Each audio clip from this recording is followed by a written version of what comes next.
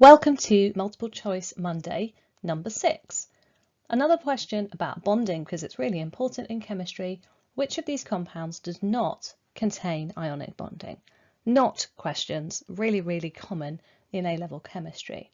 Now the correct answer was hydrogen sulfide. So how did we get to this? Do we guess? Do we do an educated guess? Hopefully, one of the things we should know is that anything that contains a metal and a non-metal, for basically any compound that contains a metal, since there are no compounds that contain just two metals. So anything that starts with a metal and then has a non-metal part is going to be ionic. That should be obvious. Now there are a few examples of compounds that contain metals, particularly such as aluminium, where the bonding is covalent. There'll be other clues in the question that will tell you that it's covalent.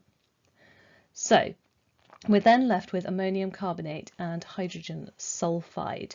Now we've probably heard of hydrogen ions, so we need to be careful, and we have also heard of ammonium ions. So how do I know that hydrogen sulfide, for example, is not an ionic compound? Because I have heard of hydrogen ions. Well, the key is the other part. So the sulfur is a non-metal which can happily form covalent bonds to my hydrogen. And in fact, hydrogen sulfide is very similar in its structure to water, because you know that oxygen is in group 6, sulfur is in group 6. So they're going to have really similar types of bonding. Their compounds are going to have the same type of bonding. And so if H2O is a covalent compound, then H2S is also going to be a covalent compound.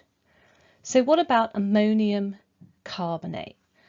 Now, you should have heard of the ammonium ion. And the ammonium ion has the formula NH4+. And the reason sometimes we get a little bit stuck with these ions that contain groups of atoms is that they don't form from an atom losing or gaining electrons. What they actually form is from a molecule that loses or gains a hydrogen ion. And so how the ammonium ion forms is an NH3, which is a neutral molecule with covalent bonding, forms a dative bond with a hydrogen ion, which has the charge H+, and therefore forms this NH4+ ammonium ion. So we've got a dative bond, 3 other normal covalent bonds. So it's an ion that contains covalent bonding. And there's a little bit more about this on my website. If you want to learn more about those, it tells you also about how the sulfate ion forms and how the carbonate ion forms as well. I'm not going to go into it in this video, but we should know the formula of ammonium ion, and therefore we know it's ionic, we know it's charged. If you want to know more, as I said, there's a free online course. Find the link in the bio for essential equation skills, telling you more about ionic equations, half equations, redox, precipitation, that kind of thing. And there's some practice exam style questions with explainer videos on my website. And you can follow me on Instagram and Facebook for more A-level chemistry tips and revision materials.